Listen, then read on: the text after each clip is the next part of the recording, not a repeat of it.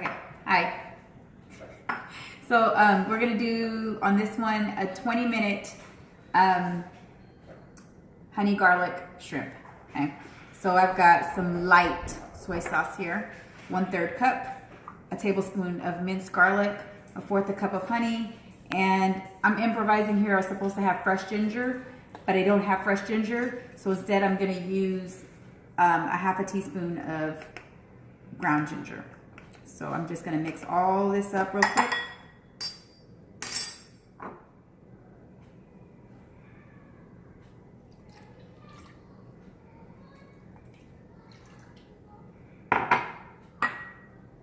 Get all together in one bowl. And you're gonna whisk it all together. Right here I have about 1.5 pounds of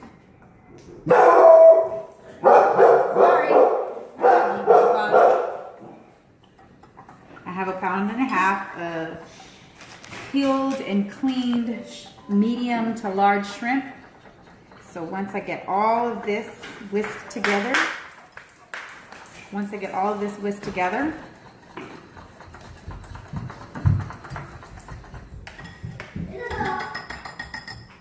I'm going to pour the marinade over the shrimp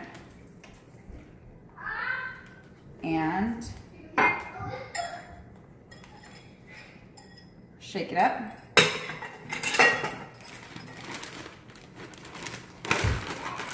Shake it up pretty well. And you're going to let this marinate. Depending on when you do this again in your time, you're going to let it marinate for at least 15 minutes, but it can marinate from 2 hours to 12 hours. But for right now, we're just going to put it in the fridge for 15 minutes. Okay? All right. Okay, so now I've got about 2 teaspoons of olive oil heating in the pan. And I'm just going to, with a slotted spoon, put the shrimp in the pan. It's going to be on medium heat. Do not pour it in there. We want to save that marinade to put in there later. So that's why I'm using the slotted spoon. It's to cook evenly.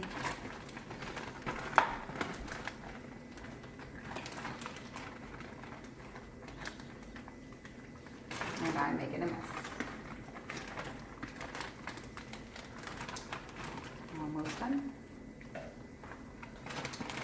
So I'm gonna let this, I'm gonna keep the marinade because I'm gonna use about half of it at the end to put in the pan and let it thicken into a sauce.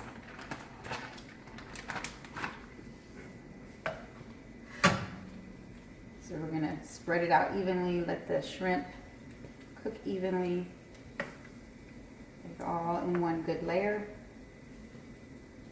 and let it cook until it's pink. I have the shrimp almost all the way cooked through, so I'm going to pour about half of the marinade in, discard the rest. We're going to turn it up to high, and we're going to cook and get this marinade to thicken up for about a minute or 2. Good?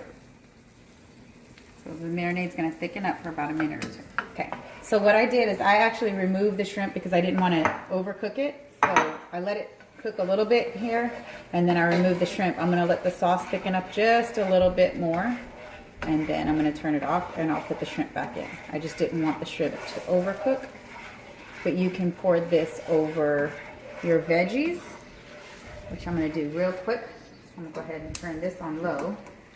All right, so what I'm doing over here is we're gonna zero this out so we can weigh it. So it's zeroed out, and I'm gonna weigh my shrimp, and we're gonna do about 3 to 4 ounces.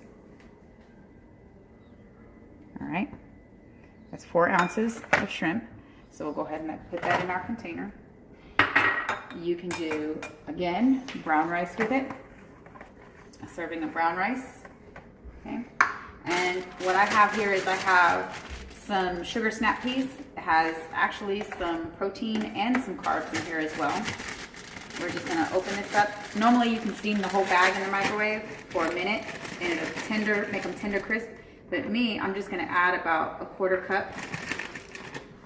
No, 3/4 cup, sorry. About 3/4 cup in here. And that way when you go to reheat this throughout the week, if you just leave it propped open like that in the microwave, it'll make the veggies tender crisp. So don't do it ahead of time because then when you go to rewarm it, it'll be soggy. So, and there's a good, nice, easy meal prepped meal that doesn't take any time at all. Just cook a big batch of brown rice, and that's chicken fajitas and shrimp all the same day. All right. Yeah. So in addition to that shrimp one is going to be roughly 37 grams of protein, 50 grams of carbs, and 4 grams of fat. So it's roughly about 274 calories for the meal itself. Right. Oh, and if you wanted to add some of this over the top of it, you can.